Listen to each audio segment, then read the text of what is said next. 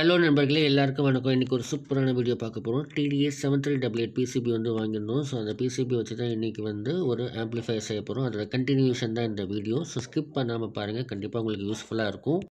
So பிகினருக்கு கண்டிப்பாக ஒரு யூஸ்ஃபுல்லான வீடியோ. கண்டிப்பாக நீங்கள் வந்து பாருங்கள். இது பார்த்தீங்கன்னா டிடிஎஸ் 7388 இது ஒரு கார் ஆம்ப்ளிஃபையர். இது வந்து 4 அவுட்புட் கொடுக்கக்கூடிய, அதாவது 4 ஸ்பீக்கர் அவுட்புட் எடுக்கலாம். ஸோ அந்த அளவுக்கு இது பவர்ஃபுல்லானது. 12 வோல்ட் சிங்கிள் சப்ளையே ஒர்க் பண்ணக்கூடியது தான்.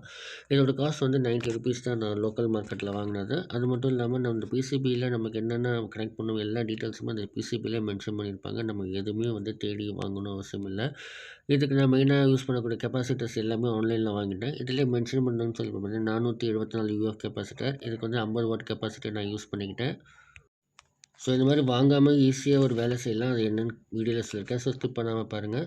அடுத்தபடியாக பார்த்தீங்கன்னாக்கா 1 யூஎஃப் கெப்பாசிட்டர். ஸோ அதுவும் நம்மளுக்கு வந்து அதில் மென்ஷன் பண்ணியிருக்காங்க. ஸோ அதையும் நான் வந்து என்ன பண்ணிட்டேன் அப்படின்னாக்கா 50 வாட்ஸ் வந்து வாங்கிட்டேன். ஸோ 1 யூஎஃப்பும் வந்து 50 வாட்டு, 47 யூஎஃப் 50 வாட்டு. அடுத்தது வந்து பார்த்திங்கன்னா 474 ஜெக் செராமிக் கெப்பாசிட்டர். இது ஆல்ரெடி நான் என்கிட்ட இருந்ததை நான் வாங்கலை. ஸோ மற்றபடி வந்து connectors, battery connectors, speaker connector இது எல்லாமே என்கிட்ட இருக்குது. ஸோ அதை எப்படி யூஸ் பண்ணிக்க போகிறேன். இதில் 104 ஜே கெப்பாசிட்டர் வந்து பார்த்தீங்கன்னாக்கா செராமிக் கெப்பாசிட்டர். பட் நான் பாக்ஸ் கெப்பாசிட்டர் தான் யூஸ் பண்ண போகிறேன் என்கிட்ட இருக்கிறது. ஸோ அடுத்தபடியாக நம்ம என்ன பண்ணலான்னு பார்க்கலாம். 12 வாட் சப்ளைக்கான கெப்பாசிட்டர். இது வந்து பார்த்தீங்கன்னா 25 வோல்ட்டு 4700 யூஎஃப். இந்த கெப்பாசிட்டர் தான் நம்ம அதுக்கு யூஸ் பண்ண போகிறோம். ஸோ இதில் வந்து அதில் மென்ஷன் பண்ணியிருக்காங்க. ஸோ நம்ம வோல்டேஜ் வந்து எவ்வளோ வேணால் யூஸ் பண்ணிக்கலாம். ஸோ 25ங்கிறது ஒரு நார்மல். மெயினாக நம்ம வந்து இந்த ஆம்ப்ளிஃபையர் செய்கிறதுக்கு இந்த ஃப்ளெக்ஸு தான் யூஸ் பண்ண போகிறோம். நம்ம ஆல்ரெடி ஒரு வீடியோ போட்டிருக்கோம். இதோட காஸ்ட் வந்து 25 ரூபா தான் வருது. நல்ல குவாலிட்டியாக இருக்குது. பேஸ்ட்டு போட்டோம் அப்படின்னாக்கா அந்த இடம் ரொம்ப அழுக்காயிரும். திருப்பி க்ளீன் பண்ணுறது ரொம்ப கஷ்டமாக இருக்கும். ஸோ அந்த மாதிரி நேரத்தில் இந்த மாதிரி ஃப்ளெக்ஸ் வந்து நம்ம யூஸ் பண்ணிக்கலாம். ஸோ கண்டிப்பாக ஒரு யூஸ்ஃபுல்லாக இருக்கும். ஃப்ளெக்ஸை இந்த மாதிரி லைட்டாக அப்ளை பண்ணாலே போதும். ட்ராப்பாக வைக்கிறதுக்கு வேணால் இந்த மாதிரி லைட்டாக வச்சிட்டிங்கன்னா அது அப்படியே ஸ்ப்ரெட் ஆயிரும். நம்ம அதுக்கப்புறம் வேக்ஸ் மாதிரி இருக்கும். அதை நம்ம வந்து தின்னர் போட்டு க்ளீன் பண்ணிக்கலாம். ஸோ சால்ட்ரிங் பண்ணக்குள்ளே எப்பயுமே வந்து சால்ட்ரிங் லெட்டை இந்த மாதிரி வச்சு இது பண்ணுங்கள். ஏன்னா ஒவ்வொரு வாட்டியும் டிப்பில் வச்சு பண்ணிங்கன்னா அது ஃபுல்லாக பக்கத்தில் ஒட்டுறதுக்கு வாய்ப்புகள் இருக்குது. ஸோ எனக்கு அப்படி தான் ஆச்சு. அதுக்கப்புறம் நான் இப்படி ட்ரை பண்ண ஆரம்பித்தேன். எனக்கு எந்த பிரச்சனையுமே இல்லை. ஸோ கரெக்டாக இருக்குது. இப்போ ஐசியை கரெக்டாக வந்து திருப்பி ஒரு வாட்டி ஃபிக்ஸ் பண்ணிக்கலாம்.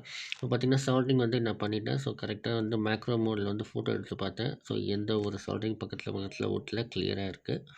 ஸோ அடுத்தது நம்ம வந்து மற்ற காம்போனன்ட்ஸ் எல்லாம் வந்து எப்படி ஃபிக்ஸ் பண்ணுறதுன்னு பார்க்கலாம். ஸோ ஐசி ஒர்க் முடிச்சப்பறம் நம்ம என்ன பண்ண போகிறோம்னா 474 ஜே கெப்பாசிட்டர் இதை தான் யூஸ் பண்ண போகிறோம். So ceramic capacitor. ஸோ இது நிறைய வேறு கலர்ஸில் வருது. அடுத்தது ரெசிஸ்டர் பார்த்தீங்கன்னா 12K ரெசிஸ்டர். ஸோ அதே போர்ட்லேயே மென்ஷன் பண்ணியிருப்பாங்க. ஸோ அதை தான் நம்ம யூஸ் பண்ண போகிறோம். ஸோ இப்போ பார்த்தீங்கன்னாக்கா ஸோ ரெசிஸ்டர், கெப்பாசிட்டர் எல்லாமே சால்வ் பண்ணியாச்சு. ஸோ பக்காவாக வந்து வேலை முடிஞ்சது. அதுக்கப்புறம் நம்ம வந்து பார்த்திங்கனாக்கா கனெக்டர்ஸ் வந்து யூஸ் பண்ண போகிறோம். இந்த ஸ்பீக்கர் அவுட் டெர்மினல், அப்புறம் பேட்டரி இன்புட் டெர்மினல் எல்லாமே உங்களுக்கு ஒரு ரூ.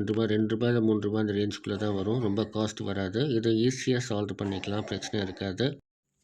ஸோ இந்த மாதிரி சின்ன காம்போனன்ட் சால்ட்ரிங் பண்ணுற முன்னாடி என்ன பார்த்தீங்கன்னாக்கா டிப்பில் வந்து லைட்டாக சால்ட்ரிங் லெட் எடுத்து இந்த மாதிரி லைட்டாக வச்சுக்கோங்க. அப்போ வந்து உங்களுக்கு அந்த சின்ன காம்போனன்ட் வந்து கீழே விழாமல் இருக்கும். அதுக்கப்புறம் நம்ம வந்து சால்ட்ரிங் லெட் வச்சு நம்ம ஃபுல்லாக வந்து நம்ம விட்டுக்கலாம். ஏன்னா இந்த மாதிரி அவுட்புட் எடுக்கிற இடத்துல தான் நம்ம திக்காக கொடுக்கணும். கொஞ்சம் லூஸாக விட்டோம் அப்படின்னாக்கா நாலு ஷேக் ஆகிட்டு இரைச்சல் அந்த மாதிரி வரும். கனெக்டிவிட்டி இஷ்யூஸ் வரும். ஸோ அப்போ வந்து கிளியராக நம்ம சால்ட்ரிங் அடிச்சுக்கலாம். ஸோ ஸ்பீக்கர் டெர்மினல் முடிச்சாச்சு. அடுத்து பார்த்தீங்கன்னாக்கா 12 வோல்ட் இன்புட்டுக்கான டெர்மினல் வந்து நம்ம சால்ட்ரிங் பண்ணிக்கலாம்.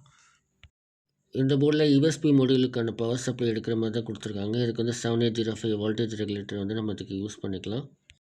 நான் ஆரம்பத்திலே சொன்ன மாதிரி செராமிக் கெப்பாசிட்டர் யூஸ் பண்ணாமல் இந்த மாதிரி பாக்ஸ் கெப்பாசிட்டர் என்கிட்ட இருக்குது. இதோட வேல்யூ சேம் தான். ஸோ எந்த ஒரு பிரச்சனையும் இல்லை. 63 வோல்ட் இது.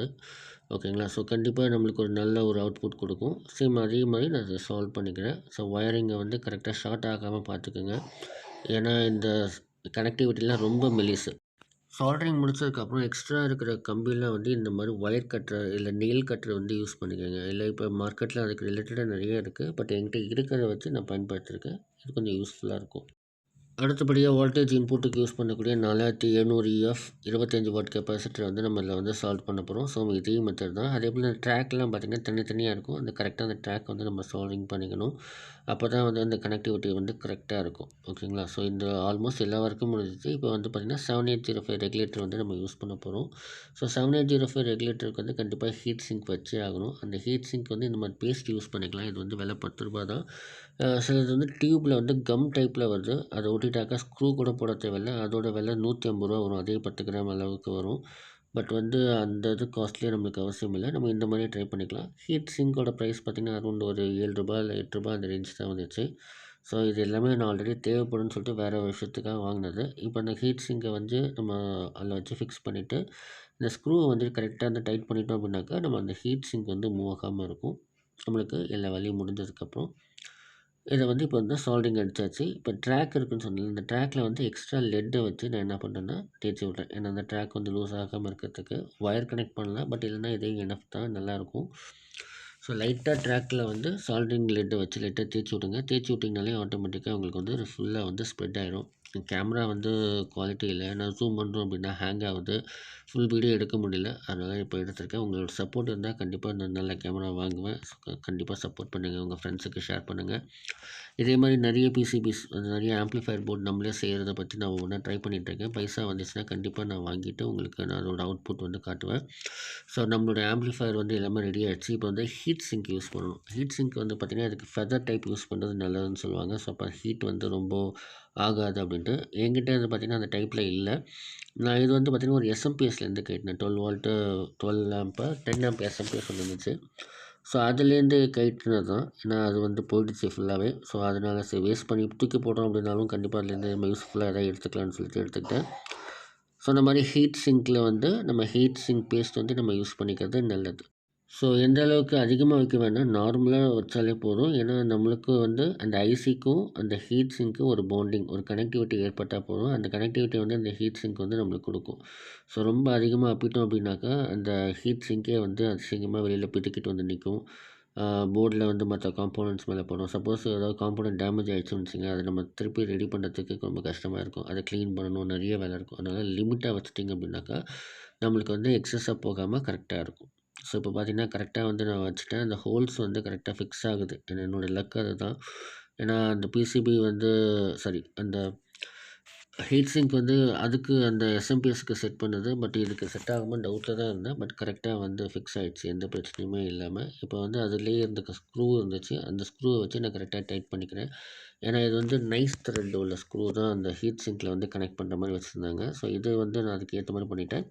அடுத்தபடியாக ஃபெதருக்கு வந்து பார்த்தீங்கன்னாக்கா என்கிட்ட சிபியூலேருந்து கம்ப்யூட்டர் சிபியூலேருந்து கைட்டின ஒரு ஹீட் சிங்க் இருந்துச்சு. ஸோ அந்த ஹீட் சிங்கை வந்து இதில் வந்து நான் வந்து யூஸ் பண்ண போகிறேன். இதை வந்து டைட் பண்ணுறதுக்கு ஸ்க்ரூ ஆப்ஷன் வந்து எதுவுமே இல்லை. ஹோல்ஸ் போடுறது முடியாது அப்படின்ற ஒரு காரணத்தில் என்ன பண்ண போகிறேன் அப்படின்னாக்கா நம்ம ரெகுலராக யூஸ் பண்ணக்கூடிய 743 கம்மை வச்சு நான் இதில் வந்து ஒட்டிக்கிட்டேன். ஒட்டினதுக்கப்புறம் நம்மளுக்கு கரெக்டாக வந்து ஒட்டிக்கும்.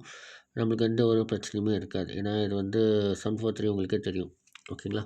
ஸோ நம்ம வீடியோ ஃபுல்லாக முடிஞ்சிருச்சு. இப்போ வந்து ஒரு ஆம்ப்ளிஃபையர் பக்காவாக ரெடி பண்ணிட்டோம். இதோட அவுட்புட் வந்து அடுத்த வீடியோவில் வரும். ஸோ மறக்காமல் ஃபாலோ பண்ணி வச்சுக்கோங்க. நெக்ஸ்ட் வீடியோவில் இதோட சூப்பரான ஒரு அவுட்புட் பார்க்கலாம். Have a nice day.